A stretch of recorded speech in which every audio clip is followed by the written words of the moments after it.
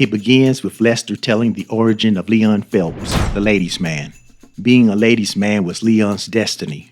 Shortly after birth, he was dropped off on the doorsteps of a wealthy playboy. The playboy took Leon in and taught him the ways of being a player. He provided Leon with everything he desired. Only one thing was off limits: the playboy's mang squeeze. Well, Leon fooled around and got in a squeeze on old gal. Like Adam being cast out of the Garden of Eden for biting the apple, Leon is thrown out of the mansion for taking a bite of that booty. This movie is biblical, man.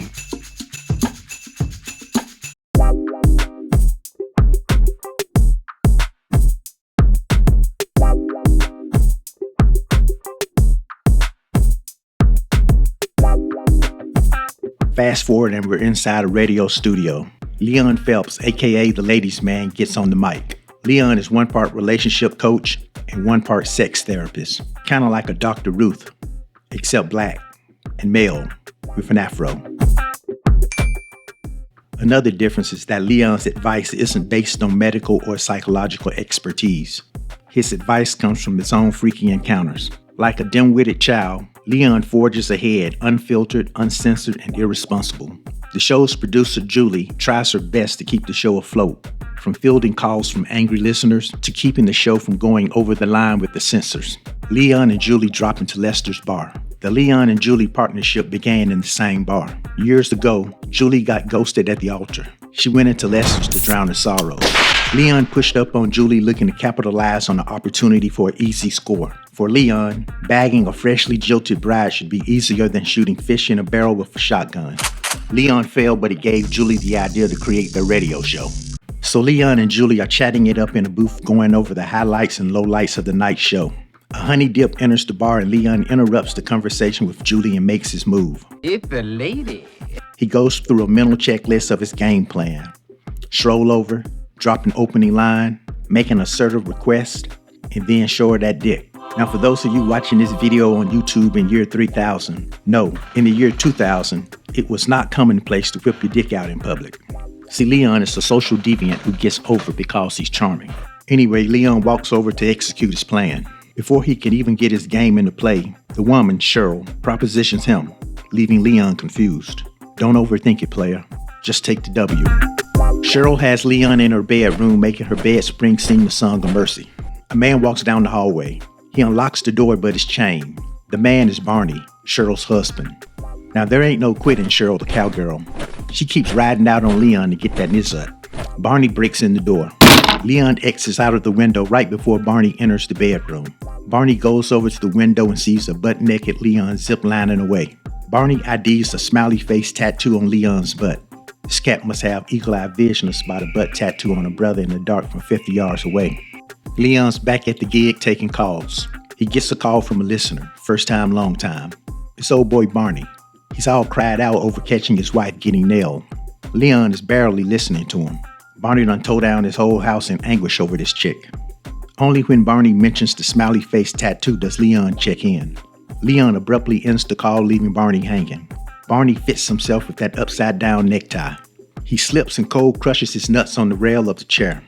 If he didn't wish death upon himself before, he damn sure wishing for it now that he done smashed his nuts. Barney manages to get to his feet and begins to do a nut check. Make sure one of them some bitches didn't pop out the sack and roll under the couch. His wife, the cheater, walks in and mistakes him for choking a chicken. Apparently she can have a one-night stand, but her husband isn't allowed to beat one out. Another night, another episode of Leon spewing more foolishness. Leon gets a visit from the station manager, Bucky. Bucky is Leon's #1 hater, other than Barney, I suppose. Bucky presents Julie with a letter from the FCC. One more slip up and Bucky has gotten a green light to 86 his ass. During a break, Julie cautions Leon that the threat of termination is real. Leon is hard-headed. The show resumes and Leon is back at the plate with the freak speak. Leon gets fired. Julie too. Julie drags Leon back to his houseboat after a night of drinking. Leon wouldn't be Leon if he didn't try to get the draws. Julie Matumbos his advances. She tells Leon that their job search begins tomorrow. Julie and Leon venture out to find a new gig. When the station managers ask the duo what they can bring to their radio station, Leon manages to sabotage the interview every time. They're rejected by one station after the next.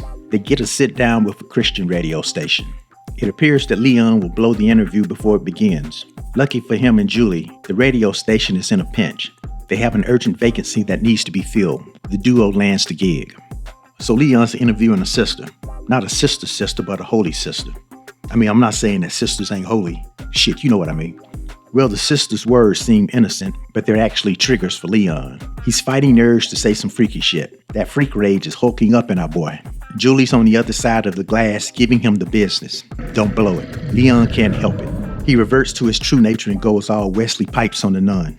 The nun goes into cardiac arrest, and the station manager gives Leon the pink slip. Leon and Julie fired again. Julie's faith is weak.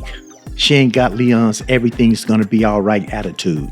Leon reassures Julie that things will work out, just as soon as he can get another nut. As fuck would have it, the gods throw Leon a Hail Mary. He receives a letter. A Senate letter. It's a lady. The writer speaks of her desire to reunite with Leon so that the two of them can live a life of luxury. The letter is signed void of a proper name. Instead, it's signed with a vague pet name, Sweet Thing. Leon shows Julie the letter from the mysterious woman. Julie thinks that Leon is naive to bank his future on a cryptic offer. Instead, she thinks that they should go to her ex-fiancé who owns his home radio station. Leon would rather continue his pursuit on finding the letter-writing golden goose, the mysterious Sweet Thing. Here's the problem though. Leon tends to call all women Sweet Thing. In this case, it has backfired on the player. He has no idea who this woman is. Leon prepares to find Sweet Thing. The pool of suspects is vast because Leon is an international player.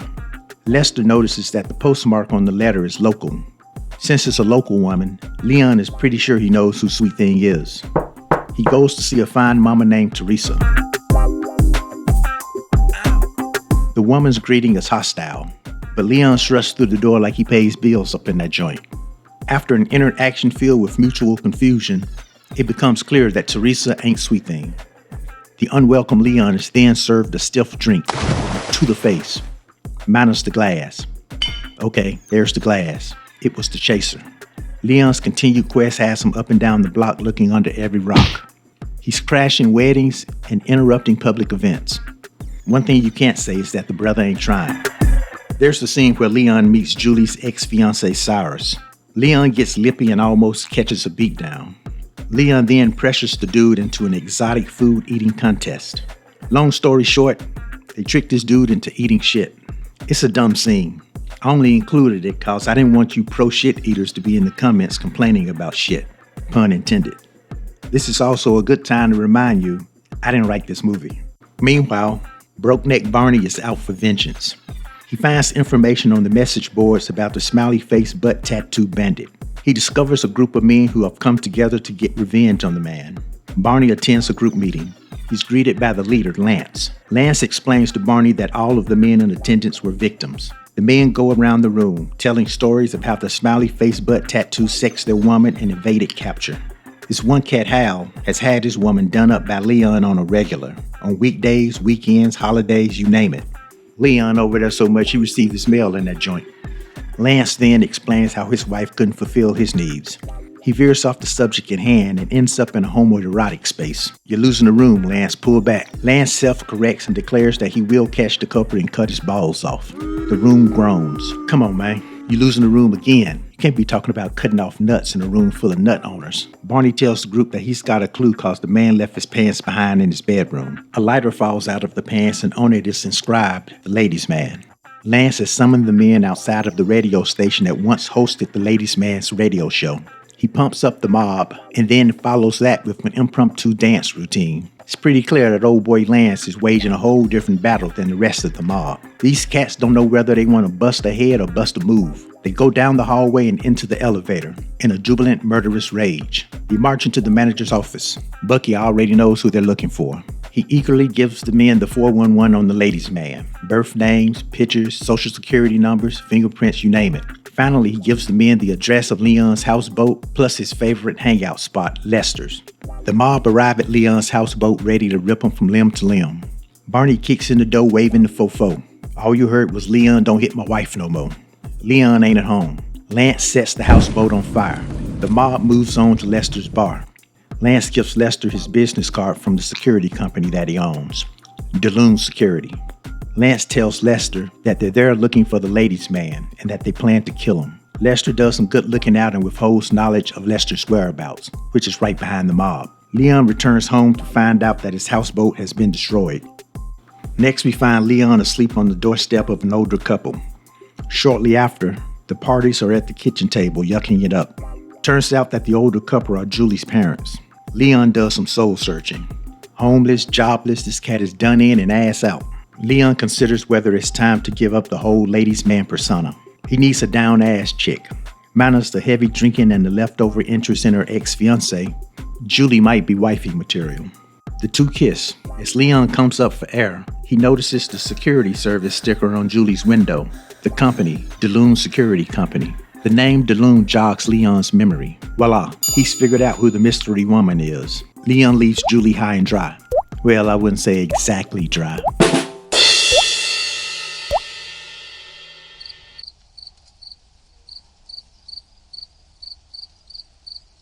Leon runs out to the phone and gets a honey on the other end. The honey's name is Honey DeLune, aka Sweet Thing. Honey explains to Leon that she wants to run away with him. The two will live it up off of her husband's fortune. Leon and Honey make plans for a rendezvous the next night. Honey has to quickly end the call as she's interrupted by her husband Lance, who comes in dry humping his wrestling partner in the bathroom.